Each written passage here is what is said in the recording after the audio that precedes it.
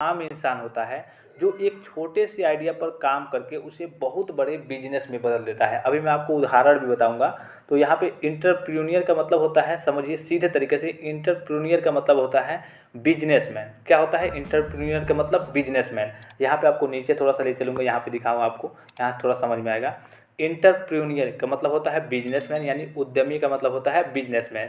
तो इंटरप्रेन्योर एक ऐसा व्यक्ति या फिर एक ऐसा आम इंसान होता है जो एक छोटे से आइडिया पर काम करके उसे बहुत बड़े बिजनेस में बदल देता है। इंटरप्रेन्योर आइडिया पर अलग अलग तरीके से काम करते हैं, यानी कि जो आपके उद्यमी होते हैं वो आइडिया पर यानी विचार पर, किसी भी विचार पर अलग अलग तरीके से, बहुत तरीके से काम करते हैं, जिससे वह बड़े बिजनेस में तब्दील हो जाता है। यह लोग अपने आइडिया पर बहुत मेहनत करते हैं, मतलब बहुत काम करते हैं। और इन सब बातों को समझाने के लिए चलिए एक छोटा सा हम आपको उदाहरण लेते हैं। एक ऐसा इंसान जो अपना काम किसी रोड पर ठेला लगाकर शुरू करता है। आपने देखा होगा पानी पूरी या फिर छोला भटूरा, बहुत सारी चीज़ें आप खाते होंगे रोड पे, ठेले पे। तो एक ऐसा आम इंसान जो अपना काम किसी रोड पर ठेला लगाकर शुरू करता है और उस काम को एक दिन वह बड़े होटल में तब्दील कर देता है। इसी को हम इंटरप्रेन्योर यानी कि बिजनेसमैन कहेंगे। यानी कि छोटे ओहदे से काम करता है, यानी छोटे तरीके से, छोटे, जैसे कि अभी मैंने बताया कि रोड पे ठेला लगा करके काम करता है और बाद में उसी ठेले को वो अपने होटल में तब्दील कर देता है, बड़े बिजनेस के रूप में तब्दील कर देता है। इसी को हम उद्यमी यानी कि बिजनेसमैन कहते हैं। तो उद्यमी यानी कि उद्यमी बनना यानी कि इंटरप्रेन्योर बनना काफ़ी आसान नहीं होता है। इसके लिए बहुत सारे चीज़ें गंवानी पड़ती हैं, बहुत आपको सब्र करनी पड़ती है, बहुत मेहनत करना पड़ता है। और ऐसे ही लोग बाद में चल के दूसरों के लिए मोटिवेशनल और इंस्पायरेशन का कारण, मतलब मोटिवेशनल और इंस्पायरेशन बनते हैं। मतलब कि उनको लोग देख करके मोटिवेट होते हैं और इंस्पायर होते हैं कि हाँ यार, पहले ये कैसे था, रोड ठेला लगाता था या फिर ये करता था, इतना गरीब था, और इसके अंदर एक विचार आया या फिर इसने एक विचार पे काम किया अपने मन से और आज ये कितना बड़ा आदमी हो गया है। अब देखिए उद्यमी जो होता है, उद्यमी किसको, कौन हो सकता है, किसको कहेंगे? उद्यमी वह व्यक्ति है जो जोखिम उठाने का साहस करता है। यानी कि उद्यमी वही व्यक्ति होगा, इंटरप्रेन्योर वही व्यक्ति होगा जो जोखिम उठाने का साहस रखता होगा, अर्थात रिस्क लेने का साहस रखता होगा। अब ऐसा नहीं है कि आप बिजनेस में हैं तो जाहिर सी बात है कि आप बिजनेस करेंगे। अब बिजनेस करेंगे तो सोचेंगे कि नहीं यार, पता नहीं चलेगा कि नहीं चलेगा, घाटा लग जाएगा, हो सके कुछ दिक्कतें आ जाए, मेरे मन की बात ये नहीं है, मतलब मैं नहीं कर पाऊंगा। तो उद्यमी वह व्यक्ति हो सकता है जो जोखिम उठाने का साहस करता हो, जो किसी कार्य के लिए आवश्यक पूंजी, मतलब किसी कार्य के लिए, अभी मैंने बताया कि भाई जाहिर सी बात है कि आप बिजनेस करेंगे तो पैसा लगेगा, तो किसी कार्य को करने के लिए आवश्यक पूंजी एवं श्रम की व्यवस्था करता हो, जो उसकी सूक्ष्म बातों का निरीक्षण करता हो, यानी कि उसके बारे में पूरी जानकारी हो। सपोज कीजिए कि आप ठेले ही लगा रहे हैं, ठेले से ही हम उदाहरण लेंगे। आप ठेला ही लगा रहे हैं और पानी पूरी का, आप मान लीजिए कि पानी पूरी बेचेंगे, यानी कि गोलगप्पा जिसको कहते हैं, पानी पूरी कहते हैं, फुल्की कहते हैं, कई सारे नाम हैं। तो आप पानी पूरी ही बेचेंगे। अगर आपको पानी पूरी सही से बनाना नहीं आता है घर पे, तो आप किस तरीके से उसको बना करके किस तरीके से बेचेंगे? अगर रेडीमेड तरीके से खरीदेंगे तो आपका ज़्यादा पैसा खर्च होगा, सारी चीज़ें आपको ही प्रोडक्शन, मतलब आपको ही बनाना है सारी चीज़ें। तो जब आपको उसके बारे में पूरी नॉलेज नहीं रहेगी, कैसे बनाए, कितना सारा उसमें मात्रा में क्या चीज़ें डालें, तभी सारी चीज़ें मैनेज हो पाएंगी। तो जब आप सही से बना नहीं पाएंगे, उसके बारे में नॉलेज नहीं होगी, तो जाहिर सी बात है आपका फ़ायदा कम होगा और नुकसान ज़्यादा होगा। तो इस तरह से उद्यमी को सारी चीज़ों का निरीक्षण भी करना चाहिए। और उद्यमी से आशा ऐसी व्यक्ति से है जो ज़्यादातर जोखिम उठाने यानी रिस्क लेने का मतलब साहस रखता हो कि हाँ वो रिस्क ले लेगा, या फिर ऐसे करिए। बिजनेसमैन से आप समझते हैं कि बिजनेसमैन मतलब रिस्क लेना। अब हो सके कि आप बिजनेसमैन बन रहे हैं तो आपका काम चले या फिर ना चले, जिस भी क्षेत्र में आप जा रहे हैं हो सकता है कि आपका काम चलेगा या फिर नहीं चलेगा, तो आपको रिस्क लेना पड़ता है और रिस्क उठाने के लिए आपके अंदर साहस होना चाहिए। अब बात कर लेते हैं इंटरप्रीनियरशिप, यानी कि सीधे शब्दों में समझे तो बिजनेस। अभी तो हमने बिजनेसमैन के बारे में देखा, इंटरप्रीनियर यानी उद्यमी, बिजनेसमैन के बारे में। अब देखेंगे इंटरप्रीनियरशिप यानी उद्यमिता, जो कि काफ़ी ज़्यादा इंपॉर्टेंट है। और हो सके कि आपके क्वेश्चन पेपर में यानी कि बोर्ड के पेपर में पहला क्वेश्चन यही आए कि इंटरप्रीनियर से आप क्या समझते हैं, यानी कि उद्यमिता से आप क्या समझते हैं, इसके एप्लीकेशन के बारे में बताइए, इसके महत्व के बारे में बताइए, विशेषताओं के बारे में बताइए, और उद्यमिता कौन हो सकता है, ये सारी चीज़ें तो हम अध्ययन करेंगे। अब देखिए इंटरप्रेन्योरशिप होता क्या है। इंटरप्रेन्योरशिप काफ़ी आसान है, जैसे कि इंटरप्रेन्योर था एकदम सेम वैसे ही है इंटरप्रेन्योरशिप। इंटरप्रेन्योर से देखिए एक ऐसा आइडिया पर काम करते हैं, मतलब किसी एक ऐसे आइडिया पर काम करते हैं और उसे एक बड़े बिजनेस में तब्दील कर देते हैं। जिससे उस बिजनेस को बहुत फ़ायदा होता है, वही इंटरप्रेन्योरशिप कहलाता है। सपोज कीजिए कि इंटरप्रेन्योरशिप का मतलब बिजनेस, आपके अंदर कोई विचार आया और आपने उस पर धीरे धीरे वर्क किया, तो जो वर्क किया वही आपका क्या होगा, वही आपका अगर वर्क सक्सेस हो गया, वही आपने जो आपके अंदर विचार आया या फिर आपने सोचा कि हम ये करेंगे और उस पर आप काम करने लगे और उस पर अगर आप सफल हो गए तो वही आपका बिजनेस हो गया। सफल हो गए तो जाहिर सी बात है कि उससे आपको लाभ प्राप्त होगा, राशि प्राप्त होगी और सुख प्राप्त होगा। तो इस तरीके से अगर आप सफल हो गए तो वही आपका क्या हो जाएगा, वही आपका इंटरप्रेन्योरशिप यानी कि बिजनेस हो जाएगा। अब थोड़ा सा नीचे देख लेते हैं, उद्यमिता के जनक कौन है। उद्यमिता के जनक कौन है, जोसेफ एलोइस शुम्पीटर। उद्यमिता के जनक इन्हीं को माना जाता है। अभी आप कई सारे जो बड़े बड़े मतलब विद्वान हैं उनका मत अलग अलग है इंटरप्रेन्योरशिप के बारे में, यानी कि उद्यमिता के बारे में। और ये आपसे डायरेक्ट नाम रख के भी पूछा जा सकता है कि हाँ इनके बारे में इन्होंने कौन सी विचारधारा रखी थी, अभी आपको नीचे वो देखने को मिलेगा। तो उद्यमिता के जनक कौन है, जोसेफ एलोइस शुम्पीटर। इन्हीं को उद्यमिता का जनक यानी इंटरप्रेन्योरशिप का जनक माना जाता है। अब नीचे की ओर थोड़ा सा देखते हैं, उद्यमिता की विचारधारा। जैसे कि अभी मैंने आपको बताया कॉन्सेप्ट ऑफ इंटरप्रेन्योरशिप, ये काफ़ी इंपॉर्टेंट है। और इसमें से कभी कभी आपके नाम लेके डायरेक्ट हो सके कि आपका नाम लेके ही पूछ दे, मतलब किसी भी विद्वान का नाम लेके, इसमें काफ़ी सारे नाम आपको दिख रहे होंगे कि हाँ इन्होंने, इनका कथन क्या था, इनकी विचारधारा क्या थी। तो आप हो सके कि सोच में पड़ जाएंगे, तो आपको सोच में पढ़ने की जरूरत नहीं है, काफ़ी आसान भाषा में आपको बताऊंगा। यहाँ देखिए पहला कथन है, पहली विचारधारा है ए एच कोल के अनुसार इन्होंने क्या दी थी कि उद्यमिता एक व्यक्ति अथवा व्यक्तियों के समूह की एक उद्देश्यपूर्ण क्रिया है।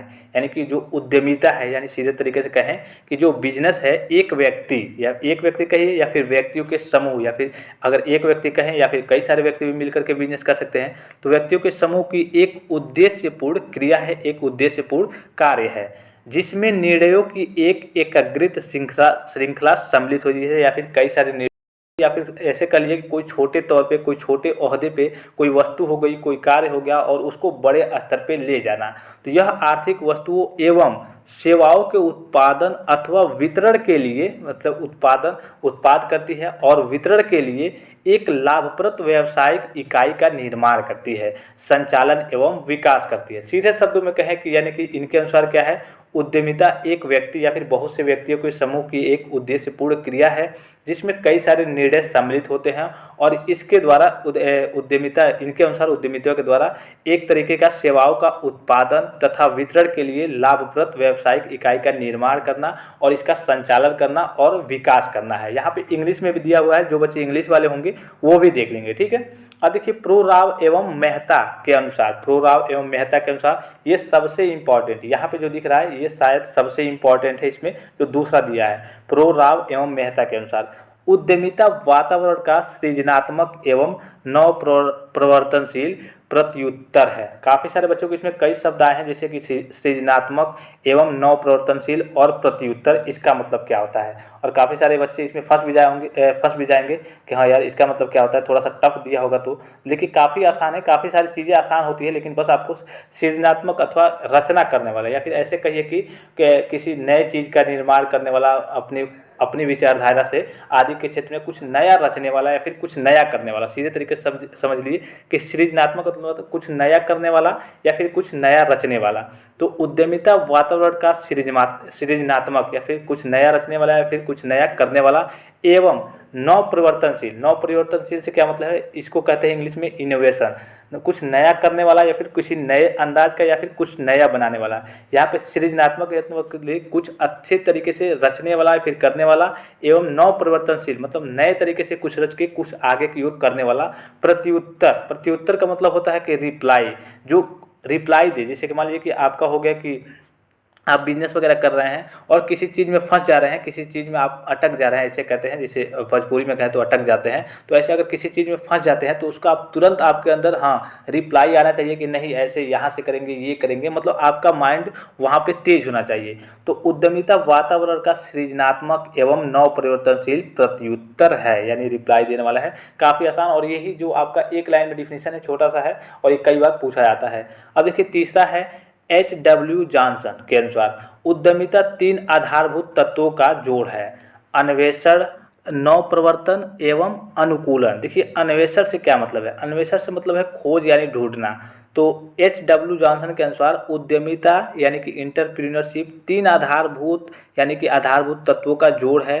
अन्वेषण यानी खोज करना, नवप्रवर्तन यानी नए नए काम करना, नए नए चीज़ों का क्रियाओं को आगे बढ़ाना, नए नए विचारधारा रखना, एवं अनुकूलन। देखिए यहाँ पे एक अनुकूलन शब्द आया है, इसको थोड़ा सा ध्यान से समझ लेंगे कि अनुकूलन यहाँ पे क्या होगा। अनुकूलन का इस जगह क्या मतलब है। अन्वेषण तो समझ गए आप कि अन्वेषण का अर्थ है कि खोजना और ढूंढना, ठीक है, तो अन्वेषण तो समझ गए।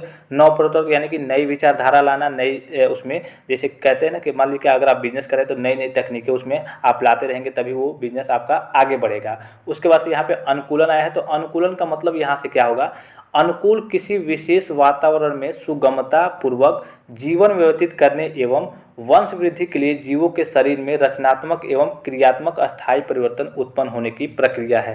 शायद आपको कुछ समझ में ना आया हो, लेकिन अनुकूलन किसी विशेष वातावरण, जैसे यहाँ पे वातावरण क्या है, बिजनेस है, तो अनुकूलन किसी विशेष बिजनेस में सुगमता पूर्वक जीवन व्यतीत करने, यानी कि अगर आप बिजनेस कर रहे हैं तो जाहिर सी बात है कि इसीलिए करते होंगे कि हम पैसा कमाएं और सुगमता से यानी आसान तरीके से रहें और जीवन को व्यतीत करें, और अपने वंश को भी यानी अपने जो आपके घर वाले परिवार वाले हैं वो भी आसान तरीके से रहें, और मतलब उसमें काफ़ी कोई दिक्कत ना हो, और रचनात्मक एवं क्रियात्मक अस्थायी परिवर्तन उत्पन्न होने की प्रक्रिया वगैरह होती रहे। तो ये सारी चीज़ें इसमें होती हैं। अन्वेषण, नवप्रवर्तन एवं अनुकूलन, ये H.W. जॉनसन के अनुसार है कि उद्यमिता 3 आधारभूत तत्वों का जोड़ है, अन्वेषण, नवप्रवर्तन एवं अनुकूलन। चौथा देखिए F.H. फ्रेंज के अनुसार उद्यमिता उत्पाद के विभिन्न साधनों का एक उत्पादक इकाई के रूप में संगठन एवं संयोजन है, साहसी प्रबंधन से बड़ा होता है। यह नवप्रवर्तक व प्रवर्तक दोनों ही है, यानी कि नए चीज़ों की विचारधारा रखने वाले और विचारधारा रखने वाले, सीधे शब्दों में कहे तो दोनों है। तो F.H. फ्रेंज के अनुसार उद्यमिता उत्पादन के विभिन्न साधनों का एक उत्पादक इकाई है, यानी कि सीधे शब्दों में कहे कि जैसे कि अगर आप बिजनेस कर रहे हैं तो बिजनेस में उत्पादन तो होता ही है, तो वही कह रहे हैं कि विभिन्न उत्पादन के विभिन्न साधनों का एक उत्पादक इकाई है, और इकाई के रूप में एक संगठन एवं संयोजन भी है, और साहसी प्रबंधन से बड़ा होता है। यह नवप्रवर्तक और प्रवर्तक दोनों है, यहाँ पे इंग्लिश में भी दिया हुआ है, ठीक है। अब देखिए पांचवा है स्टेपनेक के अनुसार उद्यमिता किसी उपक्रम में जोखिम उठाने की क्षमता, संगठन की योग्यता तथा विविधीकरण एवं नव परिवर्तनों को जन्म देने की इच्छा है। जैसे कि आपको डिफिनेशन से मालूम चला होगा, काफ़ी आसान है कि उद्यमिता यानी कि बिजनेस किसी उपक्रम में जोखिम उठाने की क्षमता। भाई जाहिर सी बात है कि उद्यमिता यानी कि अगर आप बिजनेस करें तो जोखिम उठाने की क्षमता होनी चाहिए। संगठन की योग्यता तथा विविधीकरण एवं नव परिवर्तनों को जन्म देने की, यानी नई नई चीज़ों की विचारधारा को जन्म देने की एक इच्छा है, ठीक है। अब देखिए जो छठा दिख रहा है हिगिंस के अनुसार क्या है, उद्यमिता विनियोग एवं उत्पादन के अवसरों को देखने, नई उत्पादन प्रक्रिया को प्रारंभ करने हेतु साधनों को संगठित करने। क्या आपके पार्टनर आपको छोड़ के चले गए हैं या बिना कोई रीजन बताए ब्लॉक कर दिया, और आप जानना चाहते हैं कि आपके एक्स आपकी पूंजी लगाने, श्रम को नियुक्त करने, कच्चे माल की व्यवस्था करने, संयंत्र का स्थान ढूंढने, नई वस्तुओं और तकनीक को अपनाने, कच्ची सामग्री के नए स्रोतों का पता लगाने तथा उपक्रम के दैनिक संचालन हेतु उच्च प्रबंधकों का चयन करने का कार्य है। जिसमें कि डिफिनेशन में सारी चीज़ें दी गई होंगी, जो ऊपर आपने जितनी भी चीज़ें पढ़ी वो सारी चीज़ें इसमें दी हुई कि उद्यमिता जो है विनियोग मतलब इन्वेस्टमेंट, ठीक है। उद्यमिता इन्वेस्टमेंट एवं उत्पाद के अवसरों को देखने, नई उत्पाद प्रक्रिया को प्रारंभ करने। जाहिर सी बात है कि आप उत्पाद करते हैं, सपोज कीजिए कि आप बिजनेस करते हैं तो उसमें उत्पाद करते हैं, और उस उत्पाद के चलते जैसे कि उत्पाद कोई हो रहा तो उसमें नई नई चीज़ें बनाते हैं। कि नई नई चीज़ों से क्या मतलब है, सपोज कीजिए कि स्किल वगैरह, देखिए बिजनेस में स्किल काफ़ी ज़रूरी होता है। अगर ऐसे माने जैसे कि आपने देखा होगा कल, जैसे कि एक कंपनी में एक बार एक व्यक्ति आया और वो कहा कि मैं आपकी कंपनी को 30 गुने मुनाफे में ला सकता हूँ। कॉलगेट की कंपनी थी, तो सभी लोग चौक में पड़ गए कि ये जाहिर सी बात है कि हम लोग इतना वर्क करते हैं, इतना सामान बनाते हैं, सारी चीज़ें करते हैं, तो हम लोग कंपनी को मतलब जितना मुनाफा आता है, मतलब मुनाफा तो आता है, लेकिन वो आ करके कहा कि हम 30 गुना मुनाफा आपको दे सकते हैं। तो उनसे पूछा गया उस व्यक्ति से कि आप तुम क्या करोगे, क्या सारी चीज़ें करोगे। तो उसने अपने लिए डील करी कि हमें इतना % या फिर इतना पैसा चाहिए, तो सब मान गए, राजी हो गए। और उसने क्या किया, उसने कहा कि आप अपने कॉलगेट का जो होल होता है उसको आप थोड़ा सा बड़ा कर दीजिए। अब होल से बड़ा करने से क्या मतलब है, आप सुबह भी या फिर आपके घर भी बच्चे वगैरह होंगे, जानते होंगे कि कोलगेट को हम लोग दबा के निकालते हैं कि हाँ तब निकलता है, लेकिन होल को बड़ा करने से क्या होगा, काफ़ी सारे बच्चे तो ऐसे ही कितना बर्बाद कर देंगे। फिर से जहाँ आप 4 ग्राम यूज करते थे वहाँ पे आप 6 ग्राम यूज करेंगे, इसलिए कि आप दाब के थोड़ा प्रेशर लगा करके निकालते हैं, और जब होल बहुत ज़्यादा बड़ा हो जाएगा, थोड़ा बड़ा हो जाएगा, तो आपका वो आसानी से निकल जाएगा। तो काफ़ी सारे बच्चे तो अभी मैंने कहा कि ऐसे ही कितना बर्बाद कर देंगे, तो उनका वो फ़ायदा ही हुआ, भले आपका नुकसान हुआ लेकिन वो कंपनी का फ़ायदा तो हुआ।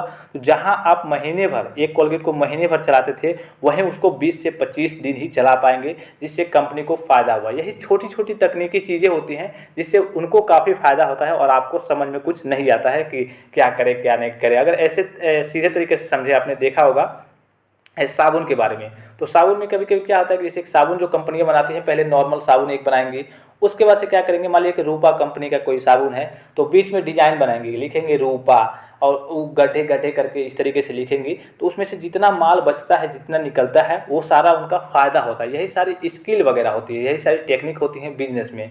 इसलिए कि देखिए, जो साबुन मान लीजिए कि आपने बनाया, पहले नॉर्मल साबुन एक बनाया सॉलिड में, उसके बाद से आप धीरे धीरे क्या करने लगे, सुंदर देखने के लिए उस पर कभी फूल बनाने लगे, कभी डिजाइन बनाने लगे, कभी रेक्टेंगुलर स्क्वायर वगैरह इस तरीके से, मतलब फूल वगैरह या फिर डिजाइन वगैरह, या फिर उसका नाम लिखने लगे मोटा मोटा करके। तो इस तरीके से उस पर से जितने माल बचते हैं, जितने माल निकलते हैं, अगर सपोज कीजिए कि कोई आपका 50 ग्राम का साबुन है, 10 रुपये मिल रहा है, वो नॉर्मल है, डिजाइन नहीं बना है, अगर डिजाइन बनेगा तो वो आपका कम से कम मतलब 42 ग्राम 43 ग्राम का हो जाएगा, और वो भी आपका 10 ही रुपये मिलेगा, और आपको देखने में अट्रैक्टिव भी लगेगा, अच्छा भी लगेगा। तो यही सारी बिजनेस में स्किल वगैरह होती है, और ये सारी चीज़ें काफ़ी मायने रखती हैं बिजनेस में, ठीक है। तो आप समझ गए कि इंटरप्रीनियर यानी उद्यमी समझ गए, और इंटरप्रीनियरशिप यानी उद्यमिता समझ गए। अब देखिए नीचे क्या चीज़ें दी हुई है, यहाँ पे देखिए उद्यम तथा उद्यमी, ठीक है, इंटरप्राइज एवं इंटरप्रीनियर। यहाँ पे जैसा कि आपको दिख रहा होगा उद्यम। अब उद्यम से क्या मतलब है, यहाँ पे इसको बताने से पहले या इसके भी, जैसे कि उद्यमी जो कहते हैं इंटरप्रेन्योर, अभी आपने देखा यहाँ पे उद्यमिता के कई जो विद्वान थे उन्होंने अपना अपना मत दिया था, और यहाँ पे उद्यमी में भी कई सारे विद्वान हैं जिन्होंने अपना अपना मत दिया है, ये भी आपके एग्जाम में नाम लेकर भी पूछा जाता है।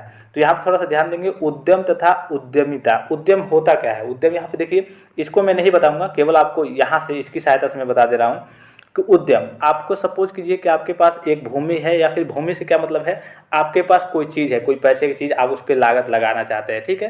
तो आपके पास भूमि है, आप शुरू करते हैं, मतलब कि बिजनेस की शुरुआत करते हैं। तो यहाँ पे दिख रही होगी आपको भूमि, यहाँ पे आपने बिजनेस की शुरुआत की, यानी कि उद्यम जो आपको दिख रहा है, यानी कि आप बिजनेस की शुरुआत कर रहे हैं। बिजनेस की शुरुआत कर रहे हैं तो हो सकता है कि आप भी श्रमिक हो, या फिर आप श्रमिक रखें जिस भी तरीके से, तो आप श्रमिक है, यानी कि श्रमिक बहुत सारे काम कर रहे हैं, या फिर आप काम कर रहे हैं, ठीक है। अब श्रमिक काम करेंगे तो इधर पूंजी यानी पैसा तो मिलेगा ही, और जब श्रमिक कार्य करेंगे अब पैसा मिलेगा, और आपका अगर बिजनेस सक्सेसफुल, यानी कि जो काम कर रहे हैं जिस चीज़ पे, वो अगर सक्सेसफुल हो गया तो वही आपका क्या हो जाएगा, उद्यमी, यानी कि बाद में चल के बिजनेस बन जाएगा और पूंजी का एक बहुत बड़ा जरिया हो जाएगा। जैसा कि आपको केवल डायग्राम से दिख रहा है, जो सारी चीज़ इसमें लिखी हुई है कि एक उद्यम किसी आर्थिक संगठन की मूल यूनिट होती है। जैसे कि मूल यूनिट बीच में दिख रही होगी, एक मूल यूनिट होती है। मूल यूनिट से क्या है कि आपकी भूमि है, या फिर आपके पास कोई लागत है, आपने उद्यम किया, यहाँ पे आपने बिजनेस करने की सोची, और उसमें आपने श्रमिक लगा दिया, फिर खूब आप श्रमिक करने लगे, खुद आप मेहनत करने लगे, और मेहनत करेंगे तो पूंजी मिलेगी, और यही मेहनत और यही पूंजी बाद में उद्यमी यानी आपको बिजनेसमैन, इंटरप्रीनियर जिसको कहते हैं, वो आपको बना देती है, ठीक है। तो ये सारी चीज़ें आशा करता हूँ कि आप डायग्राम के माध्यम से समझ गए होंगे, इसमें कुछ बताने की जरूरत नहीं है। यार आज तो इंग्लिश सीख के रहूंगा।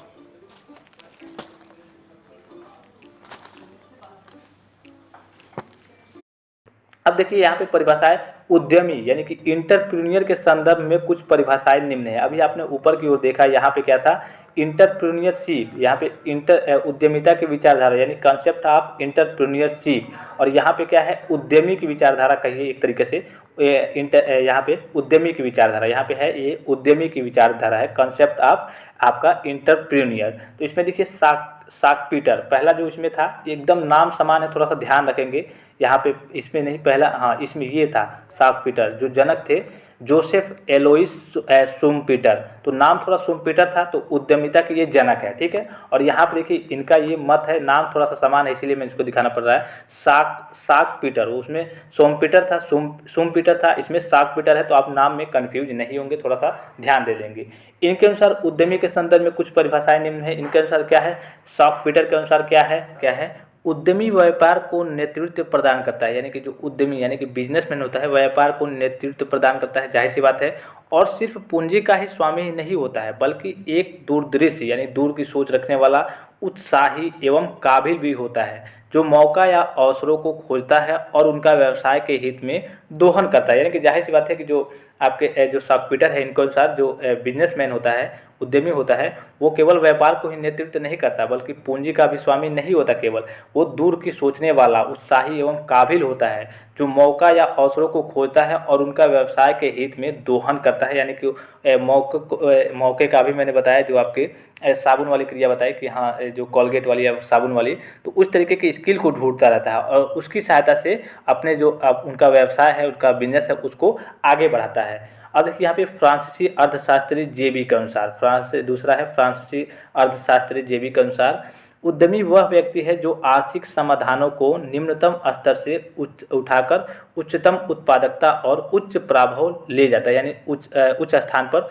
ले जाता है। यहाँ पे देखिए उद्यमी वह व्यक्ति है जो एक लाभदायक विचार को यहाँ पे उद्यमी वह व्यक्ति है जो आर्थिक संसाधनों, यानी आर्थिक संसाधनों से क्या मतलब है, मैंने पीछे ही बताया था। आर्थिक संसाधनों से मतलब जो संसाधन किसी काम के लायक ना है, या फिर छोटे ओहदे पे हो, या फिर कमज़ोर हो, इस तरीके से कह लीजिए कि छोटे ओहदे पे हो, किसी काम के लायक ना हो, तो आर्थिक संसाधनों को निम्न स्तर से उठाकर उच्चतम उत्पादकता यानी उच्चतम उत्पादकता की ओर, उच्च प्रभाव पर, यानी उच्च स्थान, मतलब ऐसे कह लीजिए कि उच्च स्थान पर ले जाता है। उच्च स्थान से क्या मतलब है कि बड़े ओहदे पर ले जाता है, यानी कि जो बिना काम की चीज़ें होती है, बिना फालतू की चीज़ें होती हैं, उन संसाधनों को क्या करता है, निम्न स्तर से उच्चतम स्तर की ओर ले जाता है।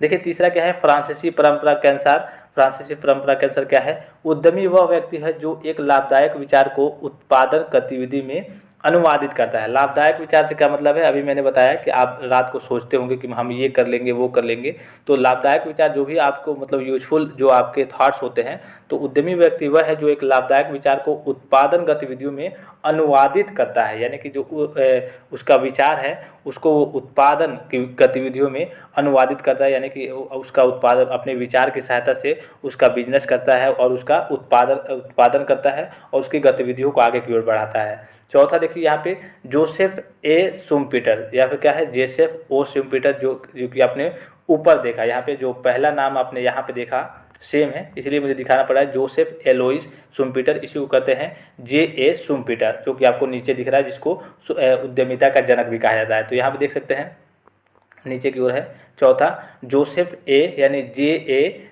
शुम्पीटर, ठीक है। इनके अनुसार क्या है, उन्नत अर्थव्यवस्था में उद्यमी वह व्यक्ति है, यानी कि उन्नत अर्थव्यवस्था में उद्यमी वह व्यक्ति है जो अर्थव्यवस्था में कुछ नया जोड़ता है, यानी कि जो आपकी अर्थव्यवस्था है उसमें कुछ नया जोड़ता है, उत्पादन की नई विधि का प्रयोग करता है, यानी कि जितने भी प्रोडक्शन आपको होते हैं तो नई नई तकनीकों की खोज करता है, नई विधियों का प्रयोग करता है और ग्राहकों अथवा उपभोक्ताओं को कुछ नया उत्पाद देता है जिससे उपभोक्ता पूर्व परिचित न हो, कच्चे माल के नए स्रोतों तथा उत्पाद के लिए नया बाजार तलाशता है।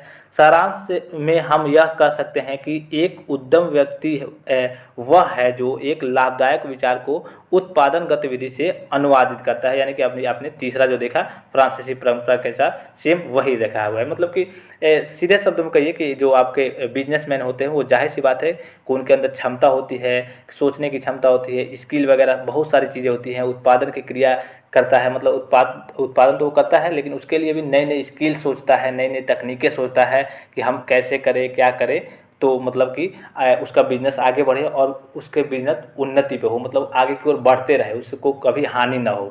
एक बात कहना चाहूँगा, जो भी बच्चे जैसे कि बिजनेस वगैरह करते हैं, और एक शायर ने भी क्या खूब कहा है कि आंधियों और बादलों की जिद है जहाँ बिजलियाँ गिराने की मेरी भी जिद है, वहीं अपना आशिया बसाने की। यानी कहने का मतलब क्या है कि जो बिजनेसमैन होते हैं वो डरते वगैरह नहीं है, मतलब डरते मतलब होता है रिस्की होते हैं और साहसी होते हैं। ये नहीं कि हाँ इतना पैसा लगाएंगे, इतना पैसा इन्वेस्ट करेंगे तो डूब जाएगा तो क्या होगा। तो ऐसे लोग बिजनेसमैन कभी भी नहीं बन सकते हैं और उनको काफ़ी दिक्कत होगी, बाद में चल के नुकसान ही होता है। इसलिए कि आप डरेंगे तो नुकसान ही होगा। एलन मस्क नाम तो सुना ही होगा, कुछ बताने की ज़रूरत भी नहीं है। कितना शुरू में उन्होंने कठिनाई सही, कितना रिस्क लिया, कई बार उनकी कंपनी घाटे में भी गई, लेकिन आज देखिए दुनिया के नंबर 1 यानी सबसे बड़े अमीर आदमी हैं। तो कुछ ये सारी चीज़ें बताने की ज़रूरत नहीं है। अब देखिए, अब नेक्स्ट लेक्चर में, चूँकि वीडियो काफ़ी लंबा हो जा रहा है, तो नेक्स्ट वीडियो में उद्यमियों के विभिन्न स्वरूप और उद्यमियों के महत्व और उद्यमिता के महत्व और उसके विभिन्न स्वरूपों का अध्ययन करेंगे। नेक्स्ट लेक्चर में सारी चीज़ों का अध्ययन करेंगे, इसलिए कि वीडियो और लेक्चर यानी काफ़ी लंबा हो जा रहा है। आशा करता हूँ कि वीडियो आपको पसंद आया होगा और सारी चीज़ें आपको समझ में आई होंगी।